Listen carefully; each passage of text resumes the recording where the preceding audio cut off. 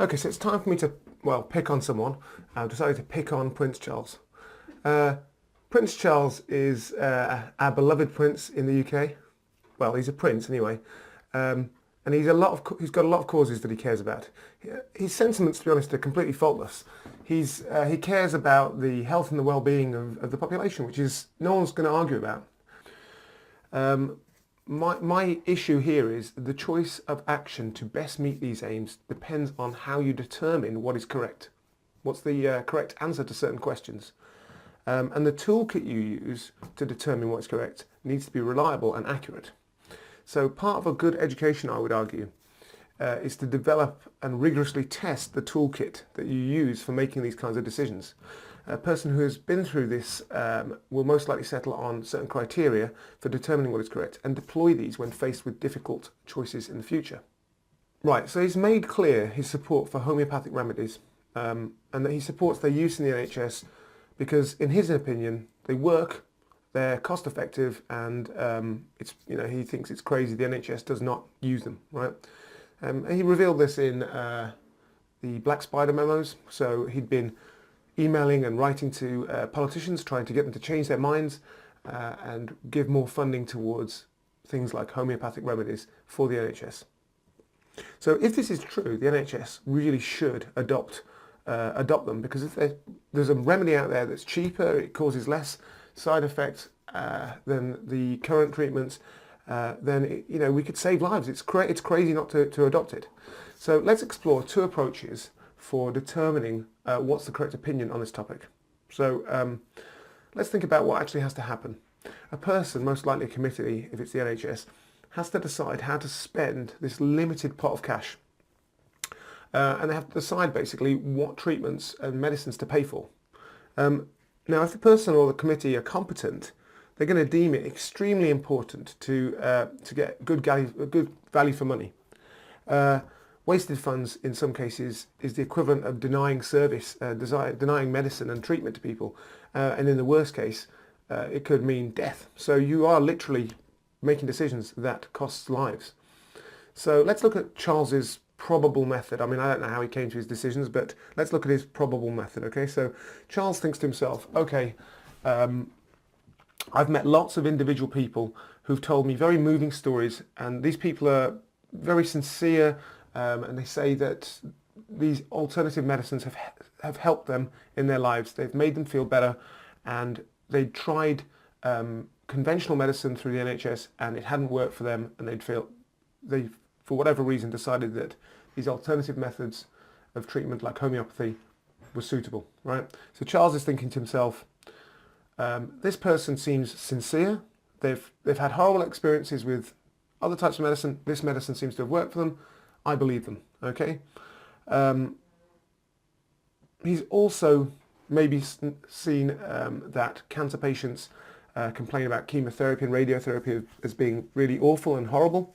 And you don't really get those kind of things happening with alternative medicines because really there's no active ingredients in them, like for instance with homeopathy. So it looks like to Charles that it's the NHS should spend some money on homeopathic medicine, right? Let's look at option 2, right? So I'm going to take the skeptical approach. I'm skeptical of all medical treatments. I am neither disbelieving or believing. I'm yet to have made my mind up. That's the skeptical position, really. So bloodletting, leeches, penicillin, I find them all equally possible to be a fraud or a cure. And I'm going to seek disconfirmation of all claims. In other words, I'm looking to disprove the claims that people are making. And I'm most impressed by people who are similar in mindset, right? And medical professionals, as opposed to alternative practitioners, are obsessed with this idea, right? That you have to disprove things, that you have to guard against you tricking yourself as well.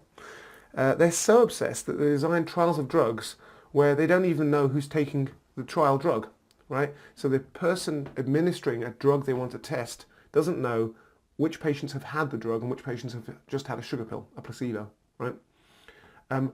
They don't know, and neither do the patients. So this is what a double-blind trial is, okay?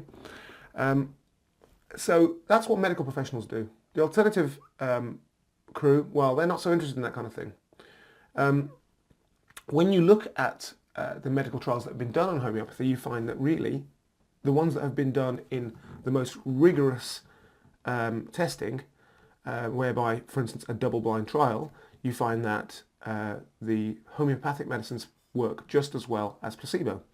And really, so they should do, because they are essentially just sugar pills, really, with really no chemical difference between a simple sugar pill and the homeopathic medicine.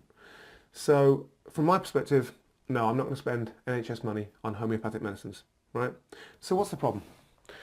Well, the problem is people die because the funds are limited, right? If you're spending money on homeopathic medicine, you're not spending money on conventional medicine. The NHS is in a funding crisis. It always is, and it always will be, because there's an infinite amount of medical issues. If you cure one disease for somebody in their 90s, then they're only going to have another disease in 6 months' time or a week's time. And if you cure that successfully, well, you're just lining them up for the next one. It's just the nature of healthcare. So spending money on things that don't work is dangerous, right? So you have to get these ideas correct. So in general, though, the big problem I have with the whole thing is this general distrust of science and misunderstanding of it. Science is a method. It's not a tome of books. Doing science is kind of like detective work. You've got to be skeptical. You've got to be honest with yourself. And those are the tools of the trade, really, is integrity, honesty, openness, and skepticism. So when public figures decide they know better than science, what they're really saying is that their uneducated opinion is as good as that of the scientist, and that both should be given equal weight. In fact, I think this was said better than I'm saying it by Isaac Asimov in an essay he wrote called The Cult of Ignorance. He says that the strain of anti-intellectualism has been a constant thread winding its way through our political and cultural life, nurtured by the false notion that democracy means my ignorance is just as good as your knowledge. Right, so Prince Charles has recently come out and said that climate change deniers will, this is the quote bit, test our world to destruction unless action is taken to cut pollution and greenhouse gas emissions. Well, I agree with him, right? I think climate change is something to worry about. Climate change deniers are arguing that we need to be sceptical about the science on climate change, right? Now, that sounds great, so why am I sad? I'm sceptical about climate change, but I still deem it to be a threat worth taking seriously. I do because the people who have discovered and come up with the most elaborate methods to avoid killing themselves are scientists. And the scientists that study climate on a whole agree that human beings are causing climate change. It's real.